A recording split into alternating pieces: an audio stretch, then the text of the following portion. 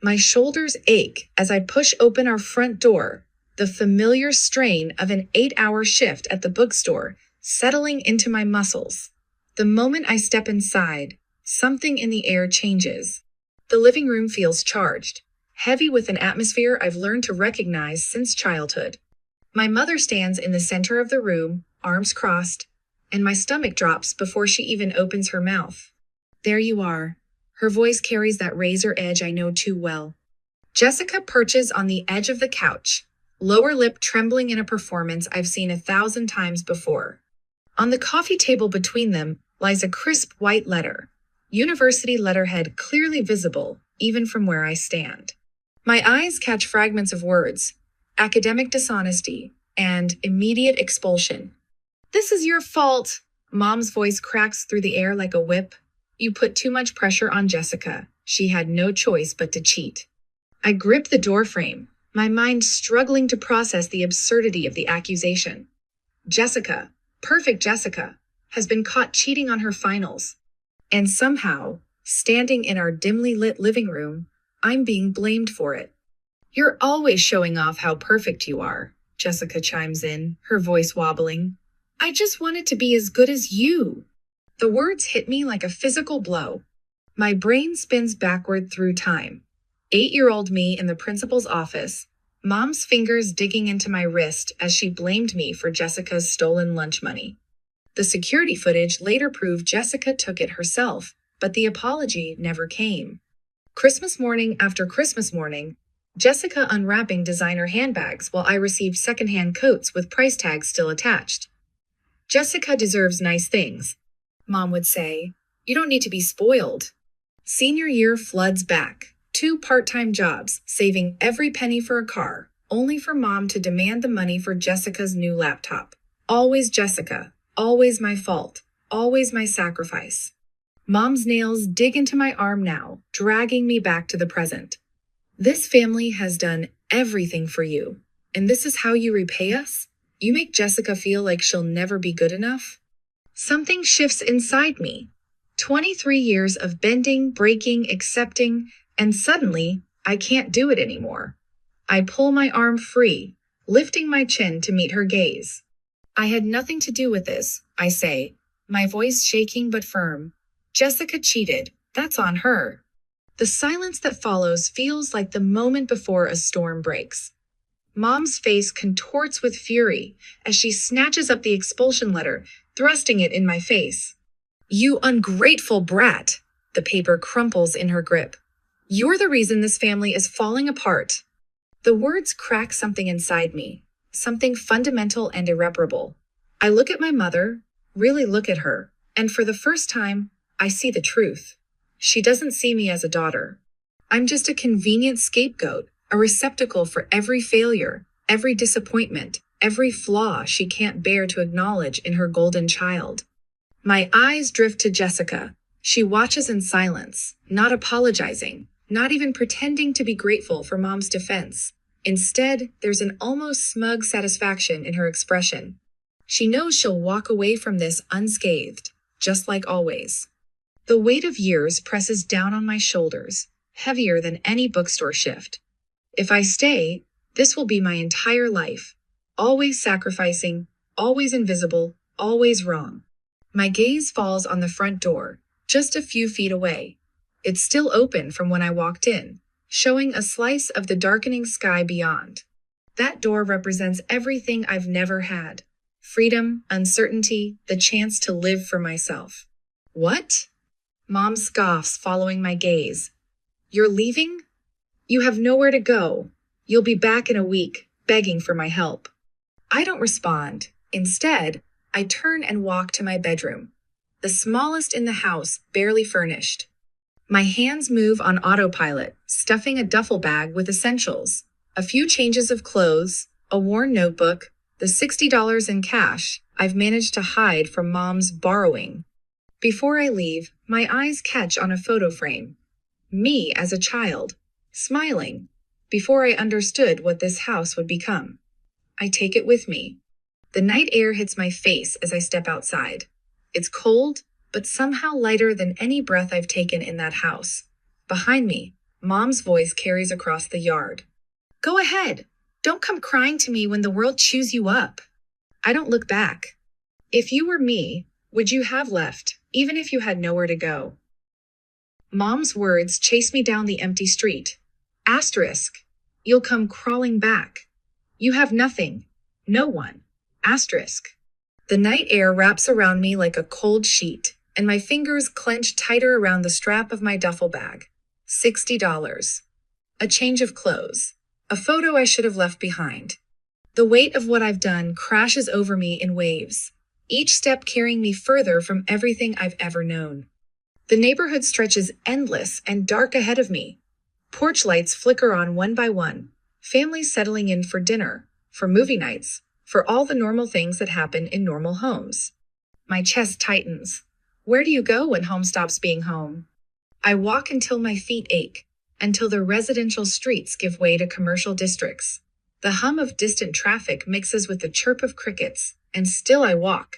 Pride keeps me from pulling out my phone, from scrolling through the short list of contacts who might let me crash on their couch. I'm not going to prove Mom right. Not tonight. 2 hours in, exhaustion hits like a physical blow. My shoulders slump as I spot the glowing sign of the 24-hour train station. Not safe, exactly, but shelter. Better than nothing. The fluorescent lights inside cast everything in a sickly yellow glow. A handful of people occupy the hard plastic seats, a woman clutching a garbage bag full of what looks like clothes. A man in a business suit passed out across 3 seats, someone muttering to themselves in the corner. I choose a spot near the vending machines, as far as possible from the muttering man. The tile floor sends cold seeping into my bones the moment I sit. My stomach growls, reminding me I haven't eaten since breakfast, but I keep the $60 tucked deep in my pocket. Who knows when I'll see money again? Sleep proves impossible. Every shuffling footstep jolts me awake. Every announcement over the crackling PA system sends my heart racing. The vending machines hum, an endless drone that sets my teeth on edge. By the time dawn creeps in through the grimy windows, my throat feels like sandpaper, and my head pounds with the kind of exhaustion that makes the world tilt sideways. A new wave of commuters flows in, their fresh clothes and coffee cups a stark reminder of how far I've fallen in just 12 hours. I catch my reflection in a window-wrinkled shirt, tangled hair, the kind of hollow-eyed look I used to see in homeless people, and think, how did they end up there? Asterisk. Now I know. One bad night. One moment of standing up for yourself. One realization that the devil you know is worse than the devil you don't. A single tear slips down my cheek before I can stop it. I swipe it away hard enough to leave my skin stinging. Crying won't help. Nothing will help except getting up, finding work, surviving. I force myself to my feet, muscles protesting after hours on the cold floor. If I don't find a job today, I won't make it through another night like this. The thought should terrify me, but instead, it settles in my chest like steel. I've spent 23 years surviving Margaret Sullivan's house. I'm not about to let the real world break me now. The morning passes in a blur of rejection. Every storefront, every help-wanted sign leads to the same response. We're not hiring. The fast food manager barely glances up from his phone, dismissing me with a wave. By noon, my legs shake with each step, and the gnawing in my stomach has turned to a constant ache. Then I spot Ida's small diner tucked between a laundromat and a pawn shop. The neon sign flickers weakly. Lopez's Home Cooking. Through the window, I watch a woman with steel gray hair tied back in a tight bun directing staff with sharp gestures. The bell chimes as I push open the door. The woman Marianne Lopez, according to her name tag, looks me up and down, taking in my wrinkled clothes and desperate expression. Ever washed dishes before? She asks, no preamble. I can learn. The kitchen air hits like a wall of heat. Grease coats every surface, and the mountain of dishes seems endless. By closing time, my fingers are raw and pruned, my back screaming. But when Marianne hands me $40 in cash, it feels like more than money. It feels like survival. That night, curled up in the same train station corner, I allow myself to check my college fund account at the ATM across the street. The account I've been saving since I was 14, working every summer job, every holiday shift. If there's anything left, maybe I could still balance. $0. My hands shake as I navigate through the transaction history. Multiple withdrawals, all under Margaret Sullivan's name. Designer clothes, concert tickets, private tutors for Jessica. The screen blurs as tears well up. She didn't just kick me out, she made sure I couldn't leave on my own terms. Made sure I'd have nothing. But something shifts in my chest, something harder than despair. If Margaret Sullivan could steal my future, I'll build a new one. Without her. Without any of them. Need more hours? Marianne asked the next morning, watching me scrub pots with mechanical precision. Yes. My friend owns a coffee shop. She needs help. You want in? I pause, sponge dripping suds onto my shoes. 2 jobs means twice the escape velocity. When can I start? The coffee shop is different customers instead of dishes, lattes instead of grease. My first real paycheck feels like victory, small but mine. Every dollar is a brick in the wall between me and Margaret Sullivan's voice in my head. Then I see it checking my remaining account balance at the end of the month. A transaction made in my name weeks after I left. Margaret Sullivan, still pulling strings, still using my identity like it belongs to her. I should be angry, should report it. But something colder takes root instead. Let her think she's won. Let her keep digging her own grave. One day, when I'm ready, all her fraud will come back to haunt her, and this time, I'll be the one watching her fall. My hands shake as I count out $1 bills on my threadbare mattress. 23, 24, 25. The bills are wrinkled and stained from 12-hour days split between Bean and Brew and Lopez Diner. I stuff them into a worn envelope, already knowing it's not enough for rent. The alarm on my phone blares at 4:15 a.m. Another day, another shift. I drag myself up, muscles screaming from yesterday's double. The mirror shows dark circles under my eyes that no amount of concealer can hide. But pride means nothing when you're one missed paycheck away from sleeping in your car. At Bean and Brew, I've mastered the art of becoming invisible. Head down, movements efficient, voice pleasant but forgettable. Until I'm not. Seriously? A woman in a cream-colored blazer sneers as I fumble her complicated drink order. Why do they even hire people who can't do their job properly? My cheeks burn, but I keep my expression neutral as I remake her drink. Inside, rage bubbles up like scalding milk in the steamer. I want to tell her about my cramping fingers from 8 hours of dishwashing yesterday. About choosing between dinner and bus fare. I said, sugar-free vanilla, she snaps, pushing the drink back across the counter. I remake it again, and again, and again. That night, I collapse onto my bed without bothering to change. The springs dig into my back through the thin mattress, but I'm too exhausted to care. As I turn my head, a familiar scent catches my attention, soft, soothing lavender. My eyes find the source, an old handmade candle tucked in the corner of my duffel bag, one of the few things I grabbed when I left. The scent pulls me back 12 years. Mom's kitchen, but on a rare day when she and Jessica were out. Me, carefully melting wax in an old pot, pouring it into mismatched jars from the recycling bin. The pure satisfaction of creating something beautiful from nothing. I sit up slowly, mind racing. My laptop is already open to my checking account, $212.47. Just enough for supplies. If it doesn't work, my finger hovers over the place order button.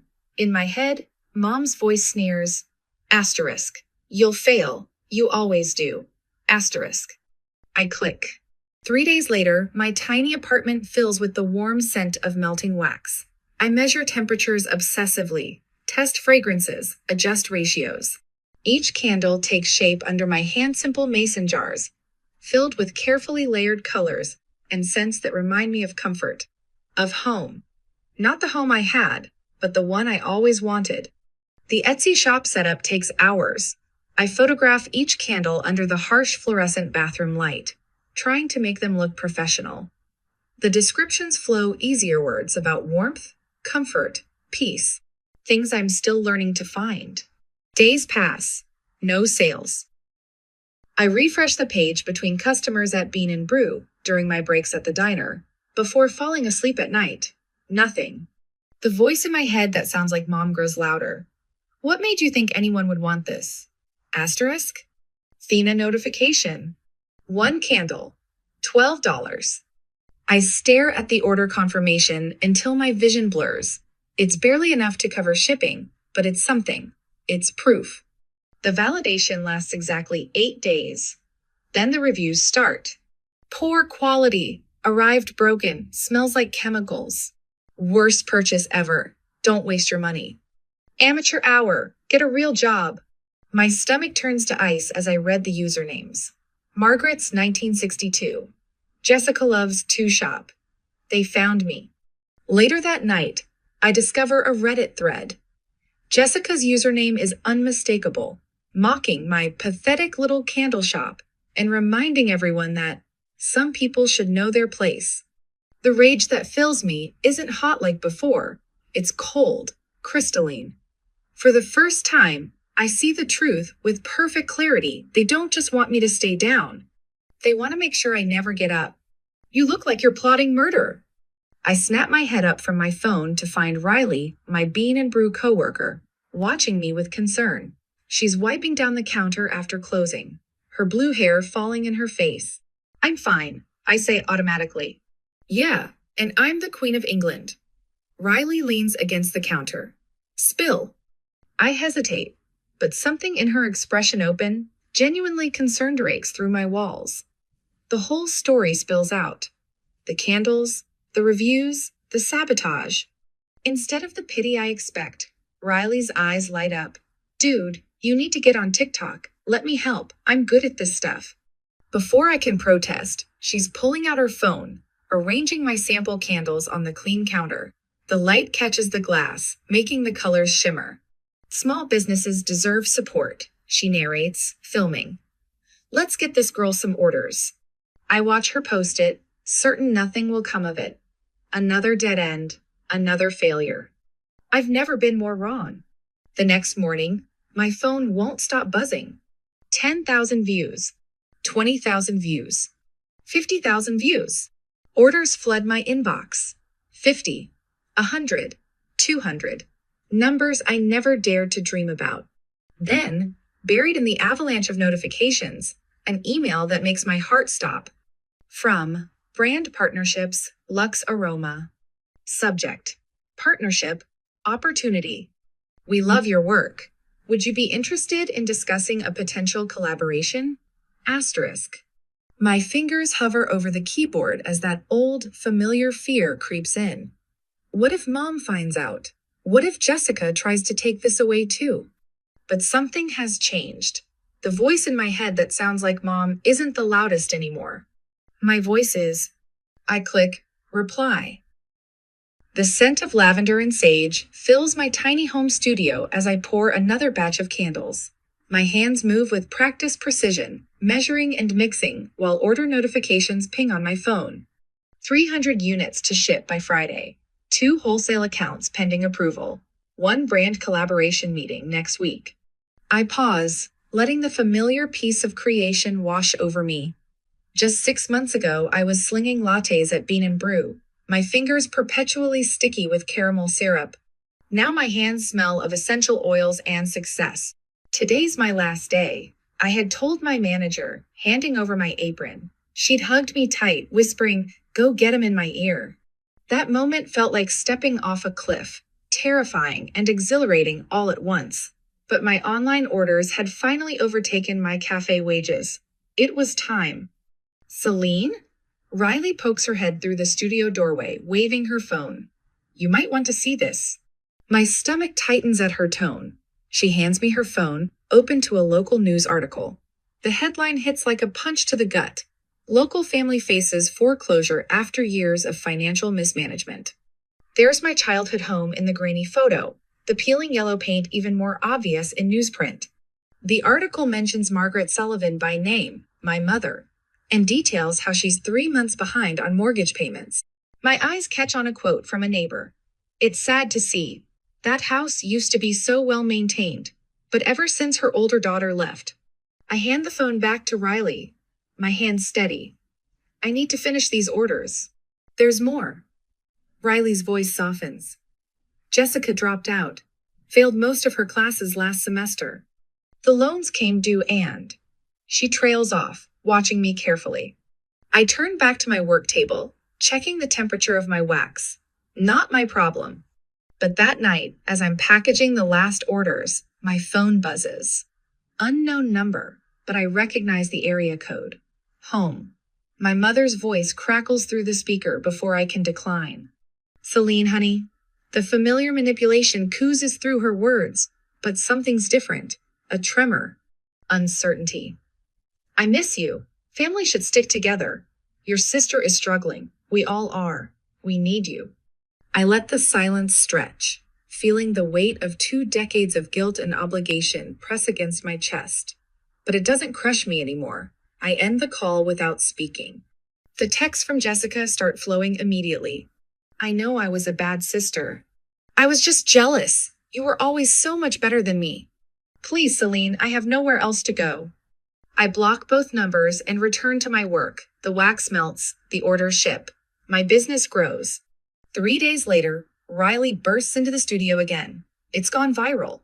She shows me a social media post from Mrs. Chen, our old next-door neighbor, the one who used to slip me extra cookies when I helped her with her garden, the one who saw everything. I watched that girl get blamed for things she didn't do her whole life, the post reads. Celine Sullivan was treated like a maid while Jessica Sullivan was worshipped.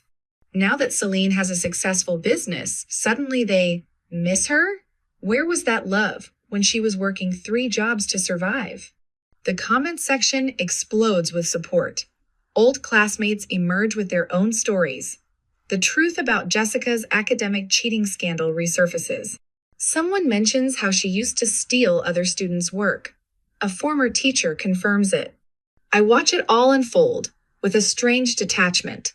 The empire of lies my mother built around her golden child crumbles. Post by post, share by share, Jessica's name becomes toxic in professional circles. No one will hire her now. The next time my mother calls, she uses Jessica's phone to bypass the block. Her voice shakes. No superiority, no arrogance, just raw desperation. Please, she whispers, we have nothing left. Jessica's call comes an hour later, her words stumbling between sobs. I have nothing left. I was horrible to you, I know, but please, help me.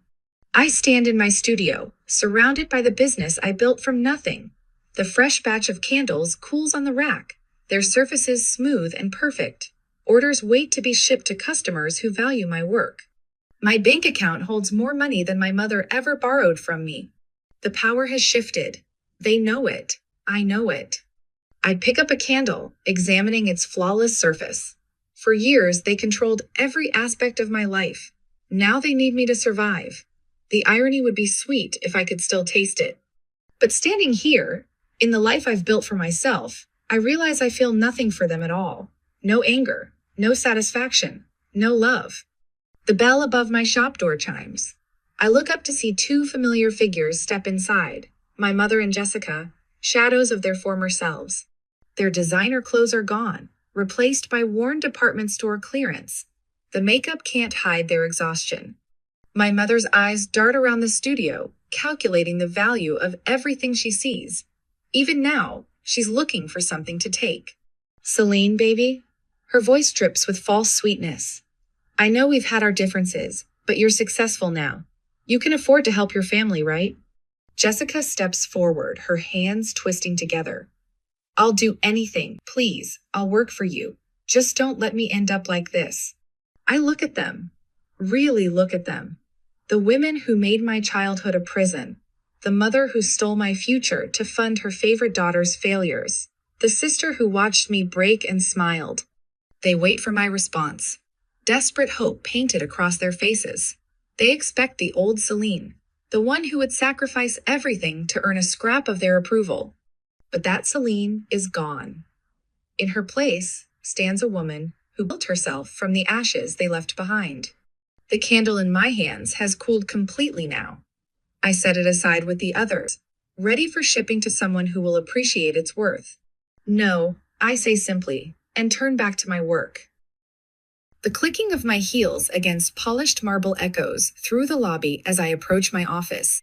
Through the glass walls, I spot them before they see me, Mom and Jessica, looking small and displaced among the sleek furniture and modern art pieces I've carefully selected. The expensive furnishings reflect the life they never imagined I'd have. Abstract paintings worth more than our old house, ergonomic chairs that cost more than Jessica's last semester of college, floor-to-ceiling windows overlooking a city that finally belongs to me. Jessica perches on the edge of a leather chair, her designer clothes from better days now wrinkled and worn. Her hollow cheeks and bitten nails tell a story of sleepless nights and mounting debts. Mom stands rigid beside her, hands clasped in a pose I recognize from countless parent-teacher conference-issuer concerned mother act. My stomach doesn't drop anymore when I see them. That's new. Celine, sweetheart. Mom's voice breaks as she spots me, tears welling up right on cue. Her hands tremble as she reaches toward me, a masterful performance of motherly remorse. We've made mistakes, I see that now, but we're still family. I let the silence stretch, watching as Jessica's fingers twist in her lap. She looks thinner now, her once perfect makeup slightly smudged, the designer bag at her feet a knockoff of last season's style. The golden child tarnished at last. Family helps each other, right? Jessica's voice wavers, but I catch the familiar manipulative undertone. She leans forward, desperation crackling beneath her practiced vulnerability. After everything, you wouldn't just abandon us, would you? The irony almost makes me laugh. Instead, I cross my arms, tilt my head, and ask the question that's been burning in my throat for years. Oh, but when I needed help, where were you? Mom flinches, as if I'd slapped her. Good. When I worked 2 jobs and still had to give Jessica my savings, where were you?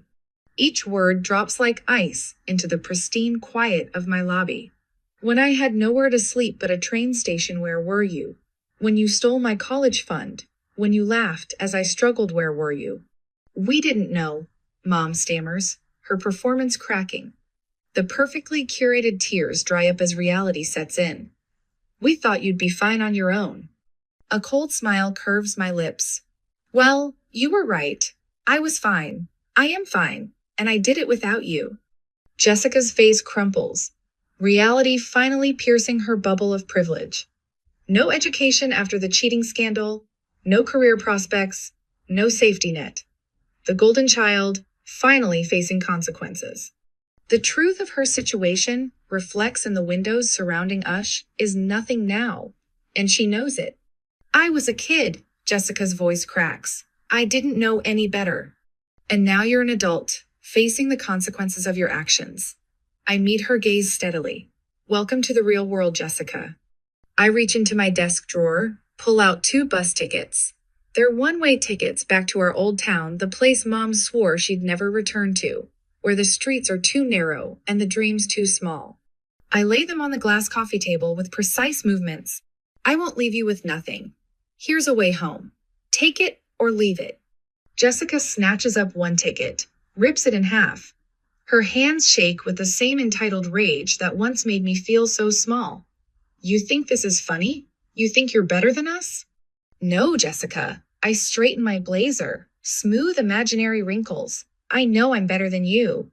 Mom stares at the torn pieces of paper scattered across my pristine floor. She doesn't argue anymore, doesn't plead. She knows this is over.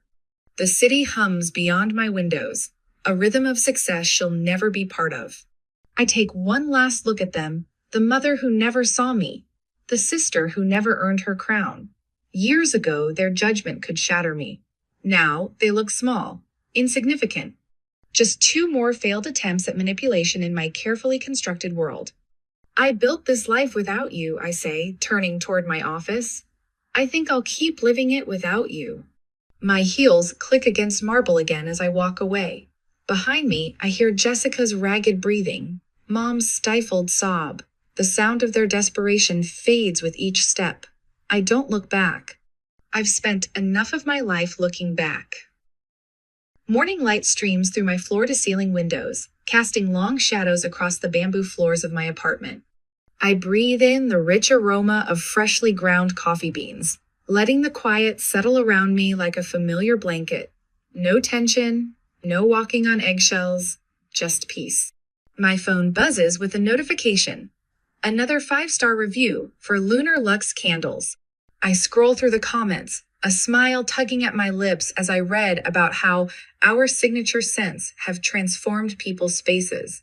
3 years ago, I was mixing essential oils in my cramped studio apartment, praying I could sell enough to make rent. Now I have 15 employees, a warehouse in Brooklyn, and more orders than we can handle. I pause at my bedroom mirror, taking in my reflection. The dark circles that once haunted my eyes have faded. My shoulders no longer hunch with the weight of constant criticism. I look free. The drive to my old neighborhood feels surreal. Each familiar turn stirs memories I've long since buried, but they no longer have the power to wound. When I round the final corner, I almost don't recognize the house. The pristine lawn Margaret took such pride in has grown wild and unkempt. Paint peels from the shutters like dead skin, and a crooked for sale sign swings in the autumn breeze. I park across the street, studying the abandoned shell of my childhood prison. No cars in the driveway, no lights in the windows, just empty rooms holding the ghosts of arguments long past. Through a broken window, I can see the living room where I last stood my ground, the spot where I finally said no. A strange laugh bubbles up in my throat, not bitter, not haunted, just surprised. This place that once seemed so massive, so suffocating, now looks small and insignificant. Like a set from a play I no longer have to perform in. The community center downtown buzzes with afternoon energy as I push through the glass doors. In the main room, a group of young women gather around tables, some taking notes, others sharing stories. My mentorship program started small, just me and 2 others who'd escaped similar situations. Now we have 30 regular attendees. Maya sits in her usual corner, dark hair falling forward to hide her face. At 16, she reminds me so much of myself it aches. Her parents kicked her out last month for refusing to give up art school for the accounting degree they'd chosen. Now she crashes on friends' couches, working part-time at a diner, clinging to her dreams with both hands. How do you stop being afraid they'll come back? She asks when I sit beside her. Her voice trembles, but her eyes hold steady. That they'll find a way to hurt you again? I take her hand, feeling the slight tremor in her fingers. You don't have to stop being afraid. I tell her the truth I wish someone had given me. You just have to stop letting the fear control you. Walking through the center after our session ends, I think about the fundamental difference between us. Margaret spent her life tearing people down. Jessica took everything she could get, but I chose another way. Every time I help someone stand taller, every time I share what I've learned about survival and success, I feel a pride Margaret never knew, the kind that comes from lifting others up instead of crushing them. Later, standing on my balcony with the city lights spread out below me, I think about Margaret and Jessica, about the patterns they're still trapped in, the cycles they'll never break. I chose a different path. Every young woman I help find her strength. Every candle we ship with a handwritten note of encouragement. Every moment I choose kindness over bitterness. It's another step further from becoming them. The night air carries the faint scent of autumn, crisp and full of possibility. I whisper words I've finally come to believe. Some revenge doesn't require action, just success. I take a deep breath and let the past fade into the darkness below, where it belongs.